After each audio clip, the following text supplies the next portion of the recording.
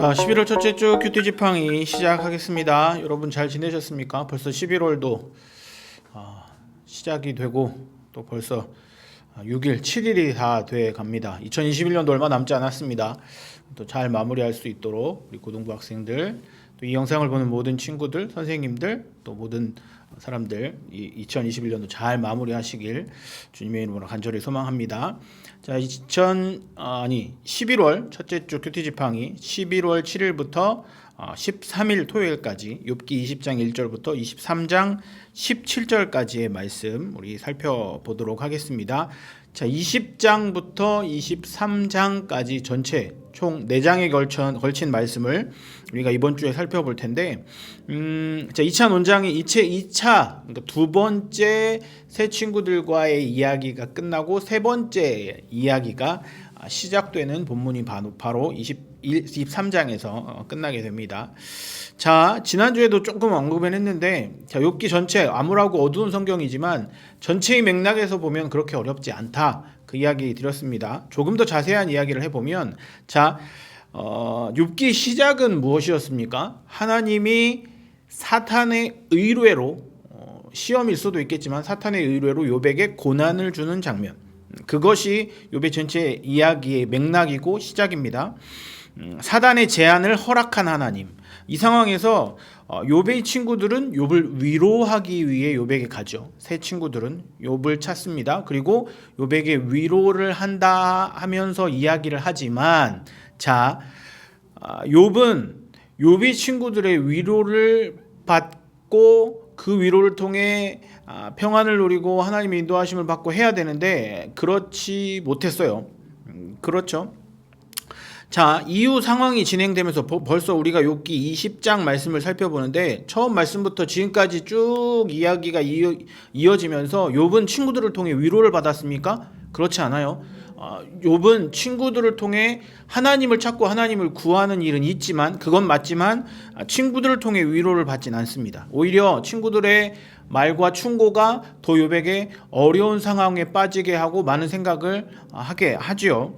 자, 첫 번째 논쟁의 중심은요, 죄에 대한 문제예요. 자, 욥의 세 친구들이 욥과 이야기를 하면서 서로 처음 만났을 때는 욥에게 위로를 해줘야 되겠다. 욥도 친구들의 위로를 받고 내가 좀 더 하나님께 가까이 서야 되겠다. 하나님 왜 나에게 이러셨지요? 그런 서로가 관계가 좀 좋았다고 본다면, 이후에 이 이야기가 진행되면서 점점 분위기는 험악해져요. 자, 첫 번째 논쟁은요, 첫 번째 이야기의 주제는 죄의 문제예요. 형식적으로 욥의 친구들은 욥이 하나님의 고난을 받고 있고 하나님의 이러한 심판을 받고 있다고 생각을 해서 욥이 분명히 죄를 지었을 거야 라고 욥을 위로합니다. 좋은 마음으로. 그런데 그 욥을, 친구들의 이야기를 받아들인 욥은 어떻습니까? 아니, 나는 죄를 짓지 않았는데, 아니, 나는 하나님으로부터 이런 재앙을 받을 죄를 짓진 않았는데 하게 되니, 자, 처음에는 욥과 친구들이 같은 마음을 품고 서로가 평안을 구하고 좋은 마음으로 시작을 했을 텐데, 이게, 자, 첫 번째 논쟁으로 이 둘의 사이가 조금 벌어집니다. 자, 죄를 지었다? 아니, 나는 죄를 짓지 않았어. 그럼에도 불구하고 친구들 와줘서 고마워라는 일들이 있었는데, 두 번째 논쟁의 중심은요, 이게 좀 더 벌어집니다. 자, 중심에서 시작된 이야기가 둘이 평행선도 아닌 각을 그리면서 펼쳐나가게 된 거죠. 자, 죄에 대한 문제에 대해서 욥이 인식을 못하고 나는 죄를 짓지 않았다고 이야기를 하니, 친구들은 그 다음 이야기를 하게 돼요. 뭡니까? 죄 이 다음 이야기, 즉 죽음, 종말, 심판에 대한 이야기를 하게 되는 거죠. 자, 이 상태에서 욥은 어떨까요? 그렇게 죄에 대해서 이야기했던 친구들의 말을 듣고 욥이 좀 더 이쪽으로 와서 그래, 나는 죄를 지었고 내가 힘들고 어렵고, 아니요, 그렇지 않아요. 욥은 이 상태에서 좀 더 둘 사이가 벌어집니다. 어떤 이야기냐면, 아니, 나는 진짜 죄를 짓지 않았는데 하나님 왜 나를 이러시죠? 하나님 좀 나를 만나 주십시오. 삼자대면 이야기했죠.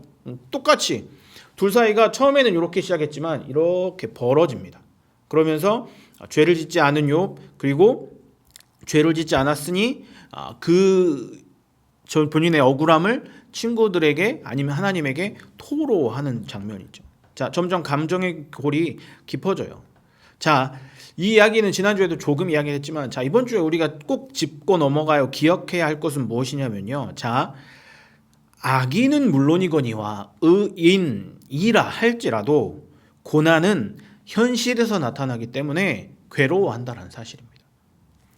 죄를 지은 사람도, 죄를 짓지 않은 사람도 나에게 죄의 문제와 고난이 나타난다면 똑같이 어려워한다는 거예요. 괴로워한다는 거예요.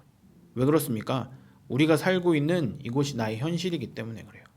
자, 죄의 문제, 두 번째 대화의 중심인 죄의 대가, 종말, 죽음, 그리고 범죄한 부분에 대한 대가, 그것에 대한 부분은 의인이든 악인이든 차별 없이 다가온다라는 겁니다. 그런데 자, 죄의 문제에 대한 대가, 의인이든 악인이든 똑같이 다가오지만 그 죄를 대하는 태도, 욥기를 시작하면서 말씀드렸죠.